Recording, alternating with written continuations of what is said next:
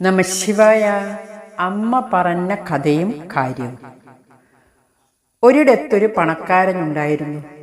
ഒരു ദിവസം ആ പണക്കാരനെ കാണുന്നതിനായി അദ്ദേഹത്തിൻ്റെ കൂട്ടുകാർ വന്നു. അവർ വെളിയിൽ നിന്ന സേവകനോട് മുതലാളി എവിടെ എന്നന്വേഷിച്ചു. സേവകൻ അകത്തുപോയി നോക്കിയിട്ട് വന്നു പറഞ്ഞു, മുതലാളി കല്ലെണ്ണിക്കൊണ്ടിരിക്കുകയാണ്. ഇത്ര സമ്പത്തുള്ള ആൾ കല്ലെണ്ണുകയോ? അതിഥികൾ അതിശയിച്ചു. അല്പസമയം കഴിഞ്ഞു പണക്കാരൻ വന്നപ്പോൾ അവർ കാര്യം തിരക്കി. ഞാൻ പണമെണ്ണിക്കൊണ്ടിരിക്കുമ്പോൾ അത് കല്ലെന്ന് ധരിക്കാൻ മാത്രം മണ്ടനാണോ ഇവൻ? പണക്കാരൻ അതിശയിച്ചു. എന്തെങ്കിലും ബുദ്ധിമുട്ട് തോന്നിയെങ്കിൽ ക്ഷമിക്കണം, പണക്കാരൻ സുഹൃത്തുക്കളോട് പറഞ്ഞു. വന്നവർ പോയി കഴിഞ്ഞപ്പോൾ പണക്കാരൻ വേലക്കാരനെ വിളിച്ച് കുറേ ശാസിച്ചു. കുറേ ദിവസങ്ങൾ കഴിഞ്ഞു. മുതലാളിയെ കാണുവാൻ അദ്ദേഹത്തിൻ്റെ ഒരു സുഹൃത്ത് വന്നു. സുഹൃത്ത് വേലക്കാരനോട് മുതലാളിയെ തിരക്കി. വേലക്കാരൻ അകത്ത് ചെന്ന് നോക്കിയിട്ട് പറഞ്ഞു, മുതലാളി ശത്രുവിനെ സ്നേഹിച്ചു കൊണ്ടിരിക്കുകയാണ്.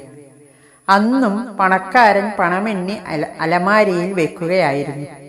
വേലക്കാരൻ മനഃപൂർവ്വം തന്നെ അപമാനിച്ചുവെന്ന് ധരിച്ച പണക്കാരൻ കോപം കൊണ്ട് വിറച്ചു. ഇവൻ ഇത്ര ധിക്കാരിയോ? അയാൾ വേലക്കാരനെ അടിച്ചു പുറത്താക്കി. പോകാൻ നേരം വേലക്കാരനെ വിളിച്ച് ഒരു പാവയെ കൊടുത്തിട്ട് പറഞ്ഞു, നിന്നേക്കാൾ മണ്ടനായി ആരെയെങ്കിലും കാണുകയാണെങ്കിൽ അവർക്കിത് കൊടുക്കണം. പാവയെയും വാങ്ങി സേവകൻ യാതൊന്നും പറയാതെ നടന്നു നീങ്ങി. മാസങ്ങൾ കുറെ കഴിഞ്ഞു. ഒരു രാത്രി പണക്കാരൻ്റെ വീട്ടിൽ കൊള്ളക്കാർ കയറി. അവർ പണക്കാരനെ ഭീഷണിപ്പെടുത്തി സമ്പത്ത് മുഴുവൻ അപഹരിച്ചു. എതിരിടാൻ ശ്രമിച്ച പണക്കാരനെ മുകളിലത്തെ നിലയിൽ നിന്നും തള്ളി താഴെയിട്ടു. കൊള്ളക്കാർ സമ്പത്തുമായി സ്ഥലം വിട്ടു. നേരം വെളുത്തു. ബന്ധുക്കൾ വന്നു നോക്കുമ്പോൾ മുതലാളി മുറ്റത്ത് കിടക്കുന്നു. എഴുന്നേൽക്കാൻ വയ്യ. പല ചികിത്സകളും ചെയ്തെങ്കിലും പ്രയോജനമുണ്ടായില്ല. സമ്പത്ത് മുഴുവൻ നഷ്ടമായതു മിച്ചം. മക്കളും ഭാര്യയും അതോടെ പണക്കാരനെ ഉപേക്ഷിച്ചു. വേദനയും സഹിച്ച് ഭക്ഷണവും കിട്ടാതെ അയാൾ അവിടെ കിടന്നു. അടുത്ത വീട്ടുകാർ നൽകുന്നതെന്തെങ്കിലും കഴിക്കും, നോക്കുവാൻ ആരുമില്ല. അങ്ങനെയിരിക്കെ മുതലാളിയുടെ കഷ്ടപ്പാടുകൾ പഴയ സേവകൻ അറിയാനിടയായി. സേവകൻ മുതലാളിയെ കാണുവാൻ വന്നു. കയ്യിൽ പഴയ പാവയുമുണ്ട്. വന്നയുടൻ പാവയെ പണക്കാരനു നീട്ടി. മുതലാളിക്ക് കാര്യം മനസ്സിലായി. അയാൾ ചോദിച്ചു, നീ വ്രണത്തിൽ കുത്തുകയാണോ?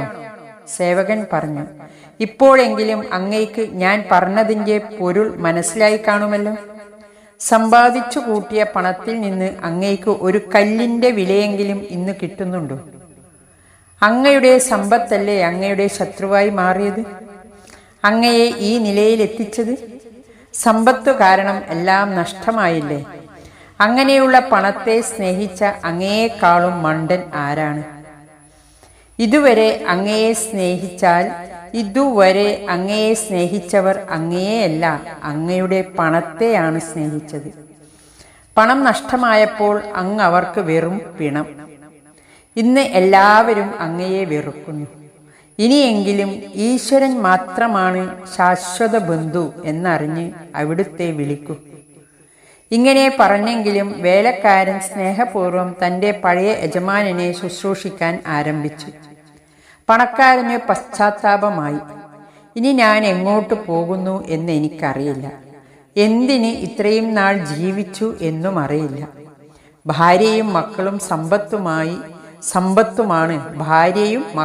സമ്പത്തുമാണ് ശാശ്വതമെന്ന് കരുതി ഞാൻ അവർക്കു വേണ്ടി ജീവിച്ചു. ഈശ്വരനെ ഒരു നിമിഷം കൂടി ഓർത്തില്ല. ഒടുവിൽ എല്ലാം നഷ്ടമായി.